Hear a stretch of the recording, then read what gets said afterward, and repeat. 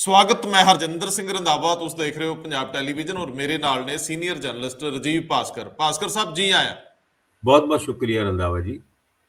ਭਾਸਕਰ ਸਾਹਿਬ, ਉਹੀ ਵਾਪਰ ਗਿਆ ਜਿਹਦਾ ਡਰ ਸੀ ਜਦੋਂ ਅਕਾਲੀਆਂ ਨੇ 100 ਹਲਕਾ 100 ਦਿਨ ਮੁਹਿੰਮ ਦਾ ਆਗਾਜ਼ ਕੀਤਾ ਸੀਗਾ। ਤਾਂ ਲੋਕਾਂ ਦੇ ਵਿੱਚ ਇਹ ਡਰ ਸੀ ਕਿ ਇਹ ਟਕਰਾਅ ਕਿਧਰੇ ਪੰਜਾਬ ਦੀ ਇਸ ਫਿਜ਼ਾ ਦੇ ਵਿੱਚ ਲਾਂਭੂ ਨਾ ਸਾਬਤ ਹੋਵੇ, ਕਿਉਂਕਿ ਕਿਸਾਨ ਵਿਰੋਧ ਕਰ ਰਹੇ ਸੀ ਤੇ ਅਕਾਲੀ ਆਪਣੀਆਂ ਰੈਲੀਆਂ ਕੱਢ ਰਹੇ ਸੀ। ਫਿਰ ਚਲੋ ਸੁਖਬੀਰ ਸਿੰਘ ਬਾਦਲ ਨੇ ਸਿਆਣਪ ਕੀਤੀ, ਉਹਨੂੰ ਪੋਸਟਪੋਨ ਕਰਤਾ। ਅੱਜ ਫਿਰ ਕਿਸਾਨ ਜਥੇਬੰਦੀਆਂ ਤੇ ਅਕਾਲੀਆਂ ਦਾ ਆਮਣਾ ਸਾਹਮਣਾ ਹੋ ਗਿਆ। ਕਿਸਾਨ ਜਥੇਬੰਦੀਆਂ ਦੇ ਆਗੂ ਜਿਵੇਂ ਬੋਨਟ ਦੇ ਉੱਤੇ ਜਿਸ ਤਰ੍ਹਾਂ ਦੀਆਂ ਵੀਡੀਓ ਰਿਲੀਜ਼ ਹੋ ਰਹੀਆਂ ਔਰ ਗੱਡੀਆਂ ਦੌੜ ਰਹੀਆਂ, ਗੋਲੀਆਂ ਚੱਲ ਰਹੀਆਂ, ਇੱਕ ਦੂਜੇ ਤੇ ਡੰਡੇ ਵੱਢ ਰਹੇ ਆ, ਮੈਨੂੰ ਇੰਝ ਲੱਗਦਾ ਕਿ ਆਉਂਦੇ ਦਿਨ ਅਕਾਲੀ ਦਲ ਲਈ ਇੱਕ ਸਿਆਸੀ ਜਮਾਤ ਵਜੋਂ ਔਖੇ ਹੋਣ ਵਾਲੇ ਆ, ਕਿਉਂਕਿ ਕਿਸਾਨੀ ਸੰਕਟ ਜਿਸ ਤਰ੍ਹਾਂ ਦਾ ਹੈ ਉਹਦੇ ਵਿੱਚ ਬਚਾਅ ਕਰਨਾ ਬੜਾ ਔਖਾ ਹੈ ਤੇ ਜਿਹੜਾ ਲੋਕ ਰੋਹ ਆ ਉਹਦਾ ਸੇਕ ਅਕਾਲੀ ਦਲ ਨੂੰ ਝੱਲਣਾ ਪੈ ਸਕਦਾ।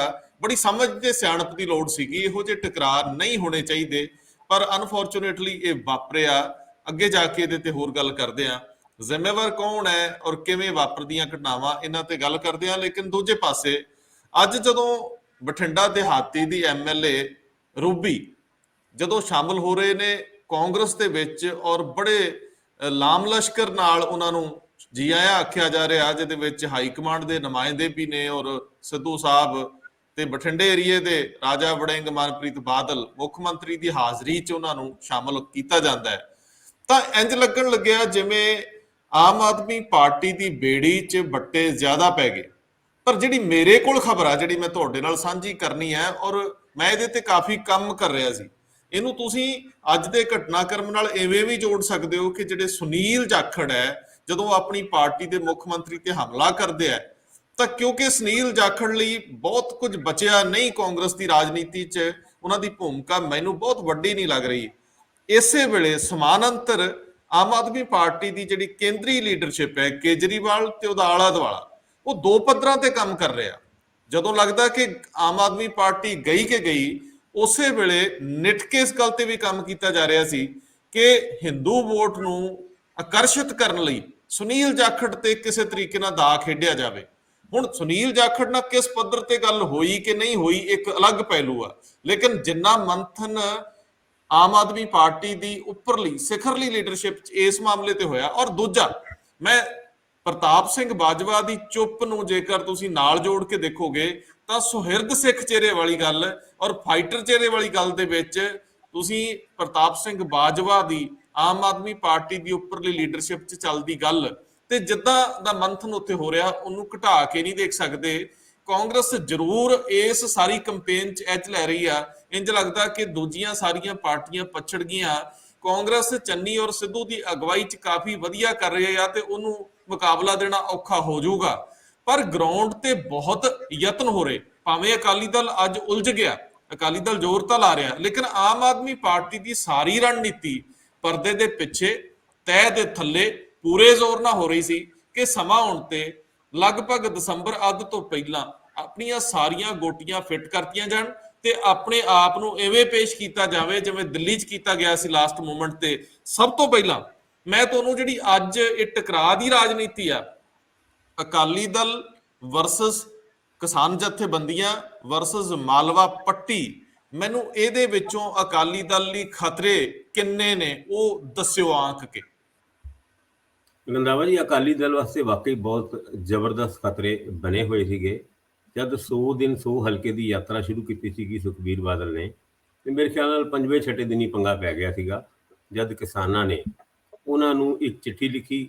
ਉਹਨਾਂ ਨੇ ਸੁਖਬੀਰ ਬਾਦਲ ਉਹਨਾਂ ਨੇ ਇੱਕ ਡੈਲੀਗੇਸ਼ਨ ਭੇਜਿਆ ਤੇ ਗੱਲ ਬਣੀ ਨਹੀਂ, ਬਲਕਿ ਸਾਰੀ ਪਾਰਟੀਆਂ ਦੇ ਆਗੂ ਉਸ ਮੀਟਿੰਗ ਦੇ ਵਿੱਚ ਸ਼ਾਮਿਲ ਹੋਏ ਸੀ ਔਰ ਸਾਰੀ ਪਾਰਟੀਆਂ ਨੂੰ ਕਿਸਾਨਾਂ ਨੇ ਅਪੀਲ ਕੀਤੀ ਕਿ ਫਿਲਹਾਲ ਜਦ ਤੱਕ ਕੋਡ ਨਹੀਂ ਲੱਗਦਾ ਤਦ ਤੱਕ ਤੁਸੀਂ ਆਪਣੀ ਪੋਲੀਟੀਕਲ ਰੈਲੀਜ਼ ਬੰਦ ਕਰੋ, ਕਿਉਂਕਿ ਤੁਸੀਂ ਸਾਰੀ ਪੋਲੀਟੀਕਲ ਪਾਰਟੀਆਂ ਦਾਅਵਾ ਕਰਦੇ ਹੋ ਕਿ ਤੁਸੀਂ ਕਿਸਾਨਾਂ ਦੇ ਅੰਦੋਲਨ ਦੇ ਵਿੱਚ ਕਿਸਾਨਾਂ ਦੇ ਨਾਲ ਖੜੇ ਹੋ, ਪਰ ਜਦ ਤੁਸੀਂ ਰੈਲੀਆਂ ਕਰਦੇ ਹੋ ਤੇ ਉਹੀ ਕਿਸਾਨ ਕਿਸੇ ਨਾ ਕਿਸੇ ਪੋਲੀਟੀਕਲ ਪਾਰਟੀ ਦਾ ਵਰਕਰ ਵੀ ਹੁੰਦਾ ਹੈ ਤੇ ਉਹਨੂੰ ਤੁਸੀਂ ਮਜਬੂਰ ਕਰਦੇ ਹੋ ਰੈਲੀਆਂ ਦੇ ਵਿੱਚ ਆਉਣ ਕਰਕੇ, ਤੇ ਫਿਰ ਸਾਡਾ ਜਿਹੜਾ ਮੋਰਚਾ ਦਿੱਲੀ ਦੇ ਬਾਰਡਰਾਂ ਤੇ ਲੱਗਿਆ ਉਹ ਕਮਜ਼ੋਰ ਪੈਂਦਾ ਹੈ।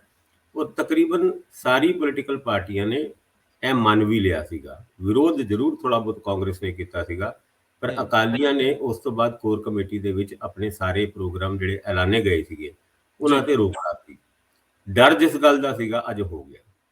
ਜਿਸ ਤਰੀਕੇ ਨਾਲ ਲਖੀਮਪੁਰ ਖੀਰੀ ਦੇ ਵਿੱਚ ਹੋਇਆ, ਭਾਵੇਂ ਅੱਜ ਦੇ ਹਾਦਸੇ, ਅੱਜ ਦੀ ਜਿਹੜੀ ਐਪੀਸੋਡ ਸੀਗਾ, ਇਹਦੇ ਵਿੱਚ ਕਿਸੇ ਦੀ ਮੌਤ ਤੇ ਨਹੀਂ ਹੋਈ, ਪਰ ਕੁਝ ਵੀ ਹੋ ਸਕਦਾ ਸੀਗਾ। ਜਿਸ ਤਰੀਕੇ ਨਾਲ ਅਕਾਲੀ ਐਮਐਲਏ ਦੀ ਗੱਡੀ ਤੋਂ, ਅਕਾਲੀ ਆਗੂ ਦੀ ਗੱਡੀ ਦੇ ਉੱਤੇ ਇੱਕ ਕਿਸਾਨ ਨੂੰ 1.5-2 ਕਿਲੋਮੀਟਰ ਤੱਕ ਬੋਨਟ ਤੇ ਬਿਠਾ ਕੇ ਲੈ ਗਏ ਉਹ, ਔਰ ਅਗਰ ਕਿਤੇ ਬੈਲੈਂਸ ਇੱਧਰ ਉੱਧਰ ਹੋ ਜਾਂਦਾ ਤੇ ਜਿਹੜਾ ਕੁਝ ਲਖੀਮਪੁਰ ਖੀਰੀ ਦੇ ਵਿੱਚ ਹੋਇਆ, ਜਿਹਦੇ ਕਰਕੇ ਬੀਜੇਪੀ ਨੂੰ ਭਾਵੇਂ ਅਕਾਲੀ ਦਲ ਆਪ ਵੀ ਕ੍ਰਿਟੀਸਾਈਜ਼ ਕਰਦਾ ਹੈ, ਪਰ ਅੱਜ ਅਗਰ ਕੋਈ ਇੱਦਾਂ ਦੀ ਘਟਨਾ ਵਾਪਰ ਜਾਂਦੀ ਤੇ ਮੈਨੂੰ ਇਹ ਲੱਗਦਾ ਹੈ ਕਿ ਵੀ ਅਕਾਲੀ ਦਲ ਵਾਸਤੇ ਅਗਲੇ 2 ਮਹੀਨੇ ਵਾਸਤੇ ਚੋਣਾਂ ਦੇ ਮੈਦਾਨ ਦੇ ਵਿੱਚ ਕੈਂਪੇਨਿੰਗ ਕਰਨਾ ਬਹੁਤ ਔਖਾ ਹੋ ਜਾਂਦਾ। ਔਖਾ ਤੇ ਹਜੇ ਵੀ ਹੋਏਗਾ, ਕਿਉਂਕਿ ਇਹ ਮੁੱਦਾ ਛੋਟਾ ਨਹੀਂ ਹੈਗਾ।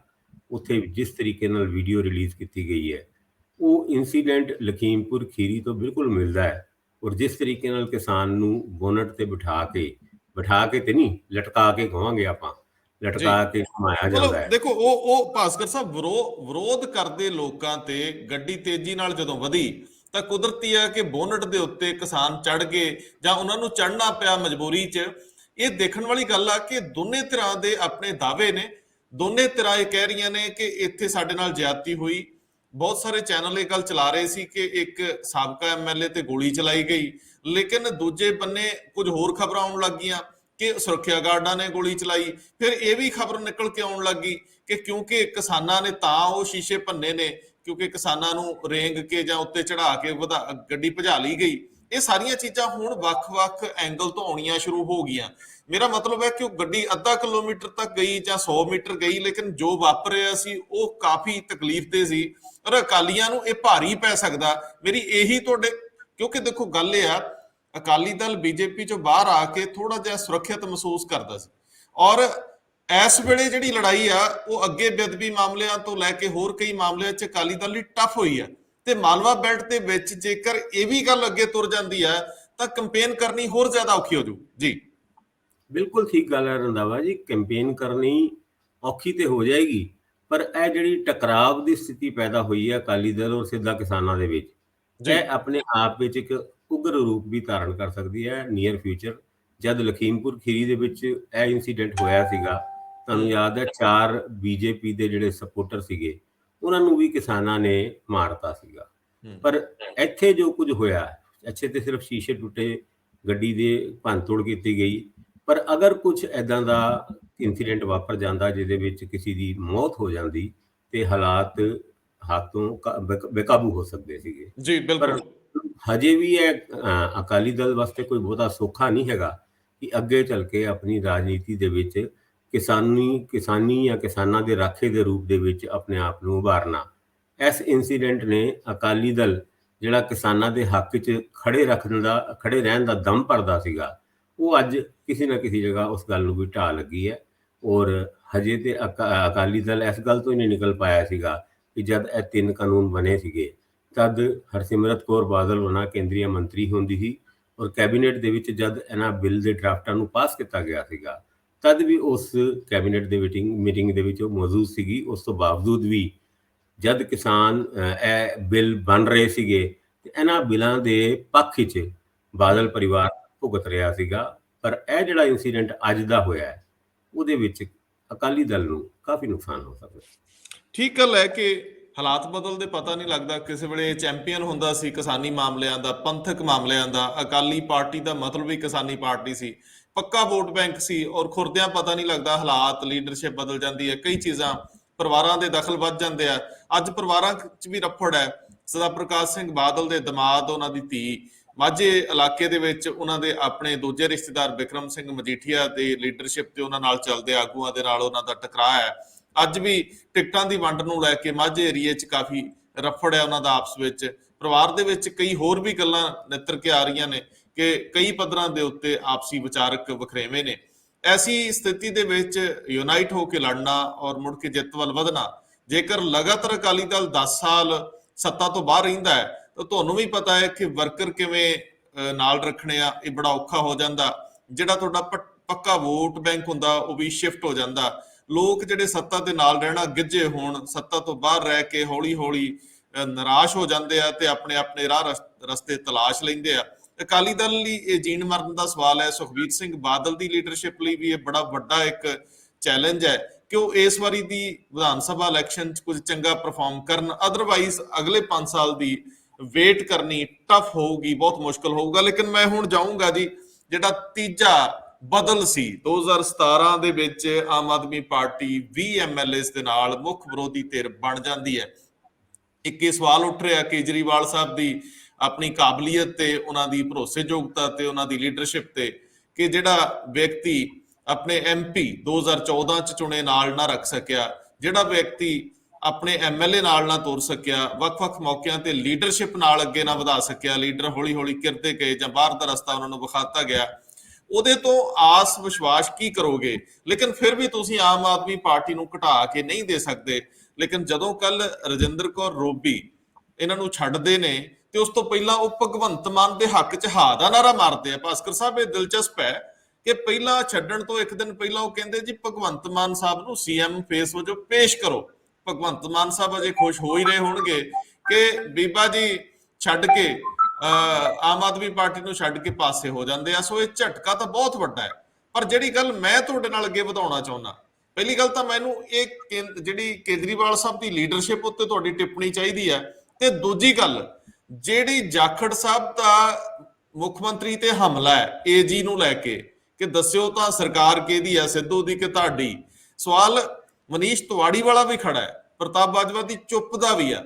ਪਰ ਜਿਹੜਾ ਆਮ ਆਦਮੀ ਪਾਰਟੀ ਦੇ ਅੰਦਰਲੇ ਗਲਿਆਰਿਆਂ ਦੇ ਵਿੱਚ ਚਰਚਾ ਹੈ, ਉਹ ਨੰਬਰ 1 ਤੇ ਸੁਨੀਲ ਜਾਖੜ ਦਾ ਚੱਲਦਾ ਹੈ, ਤੇ ਦੱਬੀ ਜ਼ਬਾਨ ਦੇ ਵਿੱਚ ਉਹ ਪ੍ਰਤਾਪ ਸਿੰਘ ਬਾਜਵਾ ਨੂੰ ਵੀ ਡਿਸਕਸ ਕਰਦੇ ਆ ਕਿ ਪੰਜਾਬ ਦੀ ਸਿਆਸਤ ਵਿੱਚ ਰੈਲੇਵੈਂਟ ਕੌਣ ਹੋ ਸਕਦੇ ਆ, ਲੜਾਕੂ ਕੌਣ ਹੋ ਸਕਦੇ ਆ, ਵੋਟ ਕੌਣ ਖਿੱਚ ਸਕਦੇ ਆ। ਸੋ ਕਾਂਗਰਸ ਦੇ ਦੋ ਧਨੰਤਰ, ਕਾਂਗਰਸ ਵਾਲੇ ਤਾਂ ਖੁਸ਼ ਹੋ ਰਹੇ ਹੋਣਗੇ ਕਿ ਰੂਬੀ ਆ, ਕੁਝ ਅਮਨ ਅਰੋੜਾ ਦਾ ਜ਼ਿਕਰ ਕਈ ਵਾਰੀ ਚੱਲਿਆ ਪਿੱਛੇ ਕਿ ਉਹ ਵੀ ਪੁਰਾਣੇ ਕਾਂਗਰਸੀ ਸੀ, ਜਾਂ ਇੱਕ ਦੋ ਹੋਰ MLA ਉਹ ਮਾਨਸ਼ਾਹੀਆ ਔਰ ਸੁਖਪਾਲ ਸਿੰਘ ਖਹਿਰਾ ਨੂੰ ਲੈ ਕੇ ਖੁਸ਼ ਹੋਣਗੇ।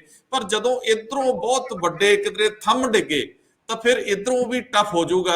ਸਭ ਤੋਂ ਪਹਿਲਾਂ ਕੇਜਰੀਵਾਲ ਸਾਹਿਬ ਦੀ ਲੀਡਰਸ਼ਿਪ ਤੇ ਵਰਕਿੰਗ ਤੇ ਗੱਲ ਕਰਿਓ। ਦੇਖੋ, ਕੇਜਰੀਵਾਲ ਔਰ ਆਮ ਆਦਮੀ ਪਾਰਟੀ ਦੀ ਵਰਕਿੰਗ ਅਗਰ 2017 ਤੋਂ ਪਹਿਲੇ ਦੀ ਦੇਖੀਏ ਤੇ ਸਾਰਿਆਂ ਨੂੰ ਪਤਾ ਹੈ ਕਿ ਦਿੱਲੀ ਵਾਲਿਆਂ ਦਾ ਕਿੰਨਾ ਕੁ ਦਖਲ ਪੰਜਾਬ ਦੇ ਵਿੱਚ ਸੀਗਾ।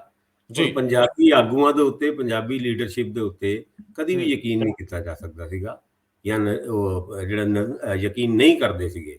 2014 ਦੇ ਵਿੱਚ ਅਚਾਨਕ ਆਮ ਆਦਮੀ ਪਾਰਟੀ ਦੇ ਪੱਖ 'ਚ ਇੱਕ ਹਵਾ ਜੀ ਖੜੀ ਹੋਈ ਜਦ ਉਹਨਾਂ ਦੇ 4 MP ਜਿੱਤ ਗਏ। 5ਵਾਂ MP ਵੀ ਜਿੱਤਦੇ ਰਹਿ ਗਏ। ਫੂਲਕਾ ਸਾਹਿਬ ਲੁਧਿਆਣੇ ਤੋਂ ਤਕਰੀਬਨ 10,000 ਵੋਟਾਂ ਤੋਂ ਹੀ ਹਾਰੇ ਸੀਗੇ। ਅਚਾਨਕ ਪੰਜਾਬ ਦੇ ਵਿੱਚ ਆਮ ਆਦਮੀ ਪਾਰਟੀ ਦੀ ਲੀਡਰਸ਼ਿਪ ਨੂੰ ਸਿਆਸੀ ਜ਼ਮੀਨ ਲੱਭਦੀ ਹੈ। ਉਸ ਜ਼ਮੀਨ ਨੂੰ ਮੇਨਟੇਨ ਕਰਨ ਵਾਸਤੇ ਕੁਝ ਇਨੀਸ਼ੀਅਲ ਐਡਵਾਂਸ ਪਾਰਟੀ ਪੰਜਾਬ ਦੇ ਵਿੱਚ ਆਈ। ਔਰ ਰੰਧਾਵਾ ਜੀ, ਤੁਸੀਂ ਗੌਰ ਕਰੋਗੇ ਜਿਹੜੀ ਵੀ ਉਹ ਐਡਵਾਂਸ ਪਾਰਟੀ ਆਈ ਸੀਗੀ, ਖਾਸ ਕਰਕੇ ਜਿੰਨੇ ਪੰਜਾਬ ਦੇ ਆਗੂ ਸੀਗੇ ਉਸ ਪਾਰਟੀ ਦੇ ਵਿੱਚ ਜਾਂ ਉਸ ਪਾਰਟੀ ਨੂੰ ਅੱਗੇ ਵਧਾਉਣ ਦੀ ਮੁਹਿੰਮ ਦੇ ਵਿੱਚ, ਅੱਜ ਕੋਈ ਵੀ ਆਮ ਆਦਮੀ ਪਾਰਟੀ ਨਾਲ ਨਹੀਂ ਖੜਦਾ। ਸੰਜੇ ਸਿੰਘ ਔਰ ਦੁਰਗੇਸ਼ ਪਾਠਕ ਦੀ ਤੁਸੀਂ ਗੱਲ ਕਰਦੇ ਹੋ? ਨਹੀਂ, ਸੰਜੇ ਸਿੰਘ ਦੁਰਗੇਸ਼ ਪਾਠਕ ਤੋਂ ਪੈਰਾਸ਼ੂਟਡ ਬੰਦੇ ਸੀਗੇ, ਆਏ, ਕੁਝ ਕਮਾਏ ਤੇ ਗਏ। ਲੇਕਿਨ ਦੂਜੇ ਪਾਸੇ ਜਿਹੜੀ ਪੰਜਾਬ ਦੀ ਇੱਕ ਲੀਡਰਸ਼ਿਪ ਡਿਵੈਲਪ ਹੋਈ ਸੀ ਉਹਨਾਂ ਦਿਨਾਂ ਦੇ ਵਿੱਚ, ਉਹਦੇ ਵਿੱਚ ਧਰਮਵੀਰ ਸਿੰਘ ਗਾਂਧੀ ਜੀ ਔਰ ਜਿਹੜੇ ਦੂਜੇ ਵੀ MP, ਖਾਲਸਾ ਸਾਹਿਬ ਸੀਗੇ MP, ਔਰ ਉਸ ਤੋਂ ਇਲਾਵਾ ਸਾਧੂ ਸਿੰਘ ਉਹਨਾਂ ਵੀ ਸੀਗੇ, ਪ੍ਰੋਫੈਸਰ ਸਾਧੂ ਸਿੰਘ। ਅੱਜ ਉਹ ਕਿਸੇ ਜਗ੍ਹਾ ਨਜ਼ਰ ਨਹੀਂ ਆਉਂਦੇ। ਸਿਰਫ ਭਗਵੰਤ ਮਾਨ ਹੀ ਇੱਕ ਇੱਦਾਂ ਦਾ MP ਹੈਗਾ ਜਿਹੜਾ 2014 ਦੇ ਵਿੱਚ ਜਿੱਤਿਆ ਸੀਗਾ ਤੇ ਉਸ ਤੋਂ ਬਾਅਦ 2019 ਦੇ ਵਿੱਚ ਵੀ ਜਿੱਤ ਕੇ ਅੱਜ ਉਹ ਆਮ ਆਦਮੀ ਪਾਰਟੀ ਦੇ ਵਿੱਚ ਖੜਾ ਤੇ ਹੈ, ਪਰ ਉਹਨੂੰ ਹਜੇ ਕੋਈ ਜ਼ਮੀਨ ਨਹੀਂ ਮਿਲ ਰਹੀ। ਉਹ ਕਦੀ ਪੋਲੀਟੀਕਲ ਸੀਨ ਤੋਂ ਗਾਇਬ ਹੋ ਜਾਂਦੇ ਨੇ, ਕਦੀ ਉਹਦੀ ਸਪੋਰਟ ਦੇ ਵਿੱਚ ਖੜੇ ਹੋਣ ਵਾਲੇ ਬੰਦੇ ਅੱਜ ਪਾਰਟੀ ਦੇ ਵਿੱਚੋਂ ਛੱਡ ਕੇ ਜਾ ਰਹੇ ਨੇ। ਅੱਜ ਜਿਹੜੀ ਰੁਪਿੰਦਰ ਕੌਰ ਰੂਬੀ ਦਾ ਨਾਂ ਲਿਆ ਤੁਸੀਂ, ਤੇ ਇਹ 2 ਦਿਨ ਪਹਿਲੇ ਤੱਕ ਭਗਵੰਤ ਮਾਨ ਨੂੰ ਬਤੌਰ CM ਪ੍ਰੋਜੈਕਟ ਕਰਨ ਵਾਸਤੇ ਚਿੱਠੀਆਂ ਤੱਕ ਲਿਖਦੀ ਸੀਗੀ, ਟਵੀਟ ਤੱਕ ਕਰਦੀ ਸੀਗੀ। ਹੁਣ ਵੇਖਣ ਵਾਲੀ ਗੱਲ ਹੈਗੀ ਹੈ ਕਿ ਅੱਜ ਜਦ ਨਵਜੋਤ ਸਿੰਘ ਸਿੱਧੂ, ਮਨਪ੍ਰੀਤ ਬਾਦਲ, ਰਾਜਾ ਵੜਿੰਗ ਤੇ ਮੁੱਖ ਮੰਤਰੀ ਚਰਨਜੀਤ ਸਿੰਘ ਚੰਨੀ ਦੀ ਪ੍ਰੈਜ਼ੈਂਸ ਦੇ ਵਿੱਚ ਜਦ ਉਹ ਸ਼ਾਮਿਲ ਹੁੰਦੀ ਹੈ, ਉਹ ਆਮ ਆਦਮੀ ਪਾਰਟੀ ਦੇ ਉੱਤੇ ਕਾਫੀ ਸਾਰੇ ਐਲੀਗੇਸ਼ਨ ਲਾਉਂਦੀ ਹੈ ਔਰ ਇਸ ਗੱਲ ਨੂੰ ਐਡਮਿਟ ਵੀ ਕਰਦੀ ਹੈ ਕਿ ਅਸੀਂ ਬਾਰ-ਬਾਰ ਕਹਿ ਰਹੇ ਸੀਗੇ ਕਿ ਭਗਵੰਤ ਮਾਨ ਉਹਨਾਂ ਨੂੰ ਬਤੌਰ CM ਪ੍ਰੋਜੈਕਟ ਕਰੋ, ਤਾਂ ਹੀ ਪਾਰਟੀ ਬਚ ਸਕਦੀ ਹੈ ਤੇ ਖੱਪ ਸਕਦੀ ਹੈ ਤੇ ਵੱਧ ਸਕਦੀ ਹੈ। ਪਰ ਏਦਾਂ ਦਾ ਕੁਝ ਵੀ ਨਹੀਂ ਹੋਇਆ। ਇਹ ਹਜੇ ਸ਼ੁਰੂਆਤ ਹੈ। ਬਹੁਤ ਸਾਰੇ ਐਮਐਲਏ, ਬਹੁਤ ਸਾਰੇ ਤੇ ਖੈਰ ਬਚੇ ਹੀ ਨਹੀਂ ਹੁਣ ਆਮ ਆਦਮੀ ਪਾਰਟੀ ਦੇ ਵਿੱਚ, 3 ਜਾਂ 4 ਐਮਐਲਏ ਹਜੇ ਹੋਰ ਇੱਦਾਂ ਦੇ ਹੈਗੇ ਹੈ ਜੋ ਆਉਣ ਵਾਲੇ ਦਿਨਾਂ ਦੇ ਵਿੱਚ ਵੱਖਰੀ ਰਾਹ ਚੁਣ ਸਕਦੇ ਨੇ। ਕੋਈ ਅਕਾਲੀ ਦਲ ਦੇ ਵਿੱਚ ਵੀ ਜਾ ਸਕਦਾ ਹੈ, ਕੁਝ ਕਾਂਗਰਸ ਦੇ ਵਿੱਚ ਵੀ ਆ ਸਕਦੇ ਨੇ। 3 ਤੇ ਪਹਿਲੀ ਕਾਂਗਰਸ ਦੇ ਵਿੱਚ ਸ਼ਾਮਿਲ ਹੋ ਗਏ। ਜਿਹੜੇ ਖਰੜ ਦੇ ਐਮਐਲਏ ਕੰਵਰ ਸੰਧੂ ਉਹਨਾਂ ਦੇ ਸੀਗੇ, ਉਹ ਵੀ ਕਿਸੇ ਪੋਲੀਟੀਕਲ ਪਾਰਟੀ ਨੂੰ ਜੁਆਇਨ ਕਰ ਸਕਦੇ ਨੇ, ਪਰ ਫਿਲਹਾਲ ਉਹ ਆਪਣੇ ਰਾਗ ਆਪ ਹੀ ਚਲਾਏ ਫਿਰ ਰਹੇ ਨੇ। ਪਰ ਜਿਹੜੇ ਮਾਲਵੇ ਵਾਲੇ ਐਮਐਲਏ ਨੇ ਨਾ, ਉਹ 3 ਤੋਂ 4 ਐਮਐਲਏ ਇੱਦਾਂ ਦੇ ਹੈਗੇ ਆ। ਇੱਕ ਮਹਿਲਾ ਐਮਐਲਏ ਵੀ ਹੈਗੀ ਹੈ, ਉਹਨਾਂ ਦੇ ਬਾਰੇ ਵੀ ਸੁਣ ਰਹੇ ਹਾਂ ਕਿ ਉਹ ਕਿਤੇ ਅਕਾਲੀ ਦਲ ਜੁਆਇਨ ਕਰਕੇ ਜਾਂ ਤੁਹਾਡੇ ਮਾਝੇ ਸਾਈਡ ਤੋਂ ਇਲੈਕਸ਼ਨ, ਜਿੱਥੇ ਉਹ ਵਿਆਹੇ ਗਏ ਨੇ, ਉੱਥੋਂ ਇਲੈਕਸ਼ਨ ਲੜਨ ਦੀ ਸੰਭਾਵਨਾ ਉਹਨਾਂ ਦੀ ਬਣ ਰਹੀ ਹੈ। ਦੂਜੇ ਪਾਸੇ ਅਮਨ ਅਰੋੜਾ ਦੀ ਗੱਲ ਤੇ ਆਪਾਂ ਖੁੱਲ੍ਹ ਕੇ ਕਹਿ ਸਕਦੇ ਹਾਂ ਕਿ ਕੁਝ ਮਹੀਨੇ ਪਹਿਲੇ ਆਮ ਆਦਮੀ ਛੱਡਣ ਦੀ ਪੂਰੀ ਤਿਆਰੀ ਕਰ ਚੁੱਕੇ ਸੀਗੇ, ਪਰ ਕਾਂਗਰਸ ਦੇ ਵਿੱਚ ਹੀ ਇੰਨੀ ਜ਼ਬਰਦਸਤ ਹਲਚਲ ਹੋਈ। ਦੂਜੇ ਪਾਸੇ ਆਮ ਆਦਮੀ ਪਾਰਟੀ ਦੇ ਵਿੱਚ ਸੀਐਮ ਦੀ ਤਲਾਸ਼ ਜਾਰੀ ਸੀਗੀ, ਤੇ ਉਹਨਾਂ ਨੂੰ ਵੀ ਇਹ ਲੱਗਦਾ ਸੀਗਾ ਕਿ ਸ਼ਾਇਦ ਕਿਤੇ ਨਿਗਾਹ ਮੇਰੇ ਵੱਲ ਨਾ ਪੈ ਜਾਏ ਤੇ ਮੇਰਾ ਦਾ ਇੱਥੇ ਆਮ ਆਦਮੀ ਪਾਰਟੀ 'ਚ ਹੀ ਲੱਗ ਜਾਏ, ਤੇ ਉਹਨਾਂ ਨੇ ਉਹ ਆਪਣੀ ਮੁਹਿੰਮ ਰੋਕਤੀ। ਫਿਲਹਾਲ ਉਹ ਆਮ ਆਦਮੀ ਪਾਰਟੀ 'ਚ ਹੀ ਹੈਗੇ ਨੇ। ਹੁਣ ਭਗਵੰਤ ਮਾਨ ਉਹਨਾਂ ਦਾ ਕੀ ਸਟੈਂਡ ਹੋਏਗਾ, ਕਿਉਂਕਿ ਭਗਵੰਤ ਮਾਨ ਉਹਨਾਂ ਦੀ ਸਪੋਰਟਰ ਰੁਪਿੰਦਰ ਕੌਰ ਰੂਬੀ ਜਦ ਕਾਂਗਰਸ ਜੁਆਇਨ ਕਰ ਲੈਂਦੀ ਹੈ, ਔਰ ਉਸ ਪ੍ਰੈਸ ਕਾਨਫਰੰਸ ਦੇ ਵਿੱਚ ਵੀ ਇਸ ਗੱਲ ਨੂੰ ਕਹਿਣ ਦੀ ਹਿੰਮਤ ਕਰਦੀ ਹੈ ਕਿ ਮੈਂ ਤੇ ਹਮੇਸ਼ਾ ਭਗਵੰਤ ਮਾਨ ਉਹਨਾਂ ਨੂੰ ਸਪੋਰਟ ਕਰਦੀ ਸੀ, ਔਰ ਭਗਵੰਤ ਮਾਨ ਉਹਨਾਂ ਦੀ ਸਪੋਰਟ ਵਿੱਚ ਖੜਨ ਵਾਸਤੇ ਮੇਰੇ ਨਾਲ ਆਮ ਆਦਮੀ ਪਾਰਟੀ ਨੇ ਕੁਝ ਐਦਾਂ ਦੇ ਵਿਤਕਰੇ ਕਰਨੇ ਸ਼ੁਰੂ ਕੀਤੇ ਕਿ ਸ਼ਾਇਦ ਮੈਨੂੰ ਅਗਲੀ ਵਾਰ ਬਠਿੰਡਾ ਰੂਰਲ ਤੋਂ ਟਿਕਟ ਹੀ ਨਾ ਮਿਲੇ। ਇਸ ਕਰਕੇ ਉਹਨਾਂ ਨੇ ਅੱਜ ਇਹ ਵੱਖਰਾ ਸਟੈਂਡ ਲਿਆ ਔਰ ਕਾਂਗਰਸ ਪਾਰਟੀ ਨੂੰ ਜੁਆਇਨ ਕੀਤਾ ਹੈ। ਕਿ ਭਗਵੰਤ ਮਾਨ ਉਹਨਾਂ ਵੀ ਤੇ ਨਹੀਂ ਆਉਣ ਵਾਲੇ ਦਿਨਾਂ 'ਚ ਕੋਈ ਕਾਂਗਰਸ ਜੁਆਇਨ ਕਰ ਲੇ, ਪਰ ਭਗਵੰਤ ਮਾਨ ਉਹਨਾਂ ਅਗਰ ਇੱਥੇ ਆਉਣਗੇ ਤੇ ਉਹਨਾਂ ਨੂੰ ਮੁੱਖ ਮੰਤਰੀ ਦੀ ਸੀਟ, ਜਿਹਦੇ ਵਿੱਚ ਪਹਿਲੇ ਰੌਲਾ ਪਿਆ ਹੋਇਆ, 2-3 ਆਗੂ ਆਪਸ ਵਿੱਚ ਐਦਾਂ ਲੜ ਰਹੇ ਨੇ, ਕਦੀ ਰੁੱਸਦੇ ਨੇ ਕਦੀ ਲੜਦੇ ਨੇ, ਉਹਦੇ ਵਿੱਚ ਭਗਵੰਤ ਮਾਨ ਜਦ ਇਸ ਲੜਾਈ ਦੇ ਵਿੱਚ ਆ ਜਾਊਗਾ ਤੇ ਕੋਈ ਬਹੁਤਾ ਫਾਇਦਾ ਤੇ ਨਹੀਂ ਹੋਣਾ। ਹਾਂ, ਕੈਪਟਨ ਅਮਰਿੰਦਰ ਸਿੰਘ ਦੀ ਪਾਰਟੀ ਦੇ ਵਿੱਚ ਕੁਝ ਸੀਟਾਂ ਖਾਲੀ ਹੈਗੀ ਹੈ, ਔਰ ਉੱਥੇ ਅਗਰ ਭਗਵੰਤ ਮਾਨ ਉਹਨਾਂ ਜਾਂਦੇ ਨੇ ਤੇ ਉਹਨਾਂ ਨੂੰ ਸੀਐਮ ਦੀ ਪੋਸਟ ਸ਼ਾਇਦ ਮਿਲ ਸਕਦੀ ਹੈ। ਕਿਉਂਕਿ ਭਾਸਕਰ ਸਾਹਿਬ ਇੱਥੇ ਇੱਕ ਗੱਲ ਨੋਟ ਕਰਨ ਵਾਲੀ ਹੈ ਕਿ ਭਗਵੰਤ ਮਾਨ ਕਿਸੇ ਵੀ ਹੋਰ ਪਾਰਟੀ 'ਚ ਕਿਉਂ ਜਾਣਗੇ। ਭਗਵੰਤ ਮਾਨ ਆਮ ਆਦਮੀ ਪਾਰਟੀ ਦੇ ਪ੍ਰਧਾਨ ਨੇ ਤੇ ਮੈਂਬਰ ਪਾਰਲੀਮੈਂਟ ਨੇ 24 ਤੱਕ। ਮੇਰਾ ਖਿਆਲ ਹੈ ਕਿ ਭਗਵੰਤ ਮਾਨ ਨੂੰ ਜੇ ਮੁੱਖ ਮੰਤਰੀ ਦਾ ਅਹੁਦਾ ਕਿਸੇ ਪਾਰਟੀ ਵੱਲੋਂ ਮਿਲੇ, ਜਿਹੜਾ ਕਿ ਸੰਭਾਵਨਾ ਹੀ ਨਹੀਂ, ਪੰਜਾਬ ਦੇ ਵਿੱਚ ਪਾਰਟੀ ਕੋਈ ਨਹੀਂ ਬਚੀ, ਜੇ ਆਪਣੀ ਬਣਾ ਲੈਣ ਤੇ ਵੱਖਰੀ ਗੱਲ ਆ। ਅਦਰਵਾਈਜ਼ ਭਗਵੰਤ ਮਾਨ ਦਾ ਜਾਣਾ ਮੇਰੇ ਖਿਆਲ ਬੇਮਾਨੇ ਆ। ਲੇਕਿਨ ਰੂਬੀ ਨੇ ਜਿਹੜੀ ਗੱਲ ਕੀਤੀ ਆ ਉਹ ਬੜੀ ਦਿਲਚਸਪ ਹੈ। ਇੱਕ ਤਾਂ ਪਹਿਲੀ ਗੱਲ ਕਿ ਭਗਵੰਤ ਮਾਨ ਨੇ ਰਿਐਕਟ ਹੀ ਨਹੀਂ ਕੀਤਾ ਰੂਬੀ ਦੇ ਇਹ ਜਾਣ ਦੇ ਉੱਤੇ, ਜਾਂ ਕੱਲ ਦੇ ਅਸਤੀਫੇ ਤੋਂ ਬਾਅਦ ਭਗਵੰਤ ਮਾਨ ਦੀ ਚੁੱਪ ਜਿਹੜੀ ਆ ਉਹਨੂੰ ਨੀਚ ਨਾ ਵੇਖਣ ਦੀ ਲੋੜ ਆ ਕਿ ਕਿਉਂ ਇਹ ਚੁੱਪ ਆ। ਦੂਜੇ ਬੰਨੇ ਕਿ ਜਿਹੜੇ ਉਹਨਾਂ ਦੇ ਚੀਮਾ ਨੇ ਐਲਓਪੀ, ਜਿਹੜਾ ਉਹਨਾਂ ਦਾ ਬਿਆਨ ਸੀਗਾ ਕਿ ਰੂਬੀ ਨੂੰ ਦਿਸਦਾ ਕੁਝ ਨਹੀਂ ਸੀ ਤਾਂ ਚਲੇ ਗਏ ਜਾਂ ਕੁਝ ਇਸ ਤਰ੍ਹਾਂ ਦੀ ਗੱਲ, ਤੇ ਉਹਨਾਂ ਨੇ ਸਾਫ਼ ਕਿਹਾ ਕਿ ਤੁਸੀਂ ਪਾਰਟੀ ਨੂੰ ਜਿੱਥੇ ਲਿਜਾ ਰਹੇ ਹੋ ਦਿਸਦਾ ਹੀ ਹੈ। ਅਸਲ 'ਚ ਗੱਲ ਇਹ ਹੈ ਕਿ ਰੂਬੀ ਨੂੰ ਕੀ ਇਸ ਗੱਲ ਦਾ ਇਲਹਾਮ ਹੋ ਗਿਆ ਸੀ ਕਿ ਸਾਡੀ ਲੀਡਰਸ਼ਿਪ ਦਾ ਮਨ ਹੀ ਨਹੀਂਗਾ ਇਹ ਲੜਾਈ ਲੜਨ ਵਾਲਾ। ਸੋ ਇਸ ਤਰ੍ਹਾਂ ਦਾ ਕਿਧਰੇ ਹੋਰ ਵੀ ਪ੍ਰਭਾਵ ਦੂਜੇ ਐਮਐਲਏਸ ਦੇ ਅੰਦਰ ਤਾਂ ਨਹੀਂ ਪੈ ਰਿਹਾ ਕਿ ਜਿਸ ਦਿਸ਼ਾ ਦੇ ਵਿੱਚ ਆਪਾਂ ਜਾ ਰਹੇ ਹਾਂ ਜਾਂ ਜਿਸ ਤਰ੍ਹਾਂ ਦਾ Aam Aadmi party leadership work ਕਰ ਰਹੀ ਹੈ, ਉਹਦੇ ਵਿੱਚ ਸੱਤਾ ਦੇ ਨੇੜੇ ਰਹਿਣਾ ਬਹੁਤ ਔਖਾ ਹੈ। ਤੁਸੀਂ ਗੱਲ ਕੀਤੀ ਕੰਵਰ ਸੰਧੂ ਦੀ। ਕੰਵਰ ਸੰਧੂ ਲਈ ਵੀ ਕਾਂਗਰਸ ਦੇ ਰਾਹ ਖੁੱਲੇ ਸੀ ਕੁਝ ਸਮਾਂ ਪਹਿਲਾਂ, ਲੇਕਿਨ ਅੱਜ ਕੱਲ ਖਰੜ ਦੇ ਵਿੱਚੋਂ ਵੀਰ ਦਵਿੰਦਰ ਸਿੰਘ ਸਰਦਾਰ ਸਾਹਿਬ ਦੇ ਲੜਨ ਦੀਆਂ ਕਨਸੋਆਂ ਨੇ, ਤੇ ਉਹ ਸ਼ਰੇਆਮ ਕਹਿ ਵੀ ਰਹੇ ਆ, ਤੇ ਉਹ ਮੌਜੂਦਾ ਮੁੱਖ ਮੰਤਰੀ ਦੇ ਕਿਸੇ ਵੇਲੇ ਗੁਰੂ ਵੀ ਰਹੇ ਨੇ। ਅੱਜ ਕੱਲ ਵੀ ਸੁਣਿਆ ਮੌਕਾ ਬੇ ਮੌਕਾ ਉਹਨਾਂ ਦੀ ਰਾਏ ਲਈ ਜਾਂਦੀ ਹੈ।